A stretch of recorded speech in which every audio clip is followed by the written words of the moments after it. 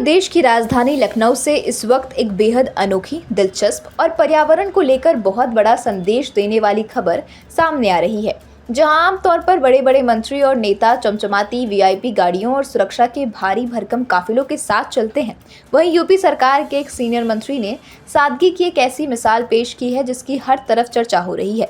ANI की report के अनुसार शुक्रवार 19 मई 2026 को उत्तर प्रदेश सरकार के फाइनेंस मिनिस्टर सुरेश खन्ना अचानक ई रिक्शा पर सवार होकर विधानसभा पहुंचे। जब लखनऊ की सड़कों पर लोगों ने फाइनेंस मिनिस्टर को एक आम नागरिक की तरह ई रिक्शा पर बैठे देखा तो हर कोई हैरान रह गया। विधानसभा के गेट पर जब उनका ई रिक्शा आकर रुका तो वहां मौजूद सुरक्षा कर्मी और मीडिया के लोग भी चौंक गए। सुरेश खन्ना ने ई रिक्शा से उतरकर सीधे विधानसभा के भीतर प्रवेश किया। उन्होंने ऐसा किसी मजबूरी में नहीं बल्कि दुनिया भर में चल रहे ऊर्जा संकट और ईंधन की बचत को लेकर देश और दुनिया को एक बड़ा संदेश देने के लिए किया है।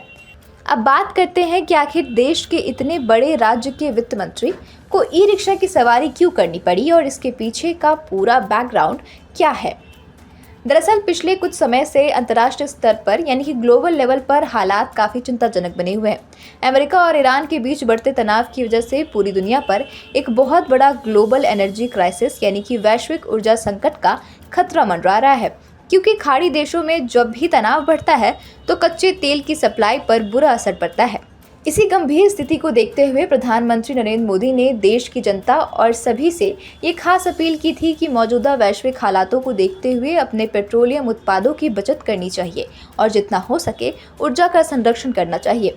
पीएम मोदी की इसी अपील को गंभीरता से लेते हुए और जनता के सामने खुद एक उदाहरण पेश करते हुए वित्त मंत्री सुरेश खन्ना ने अपनी सरकारी वीआईपी गाड़ी को छोड़ दिया और ई रिक्शा से सफर करने का फैसला किया। विधानसभा पहुंचने के बाद मीडिया से बात करते हुए वित्त मंत्री सुरेश खन्ना ने कहा कि इस समय पूरी दुनिया जिन ऊर्जा संकटों से गुजर रही है उसमें हम सबकी ये जिम्मेदारी बनती है कि हम ईंधन और बिजली की बचत करें। ई रिक्शा न सिर्फ प्रदूषण मुक्त होता है बल्कि ये पेट्रोल और डीजल पर हमारी निर्भरता को भी कम करता है। उन्होंने उत्तर प्रदेश की जनता से ये भी आग्रह किया है कि वे अपनी रोज़मर्रा की ज़िंदगी में जितना हो सके पब्लिक ट्रांसपोर्ट, साइकिल या इलेक्ट्रिक वाहनों का इस्तेमाल करें ताकि देश के संसाधनों को बचाया जा सके। राजनीतिक गलियारों में सुरेश खन्ना के इस कदम की जमकर तारीफ हो रही है। लोग कह रहे हैं कि अगर सरकार के बड़े मंत्री इस तरह ज़मीन पर उतरकर संदेश देंगे तो आम जनता पर भी इसका बहुत सकारात्मक असर पड़ेगा। सुनिए मंत्री जी ने क्या कहा।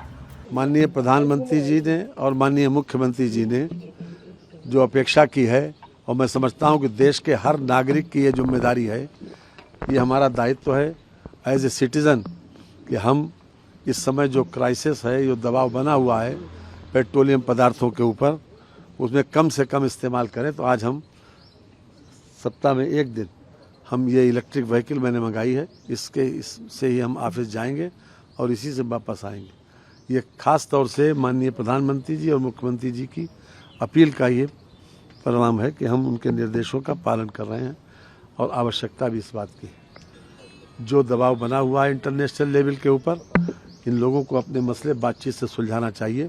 पूरी दुनिया को इस क्राइसिस में नहीं डालना चाहिए।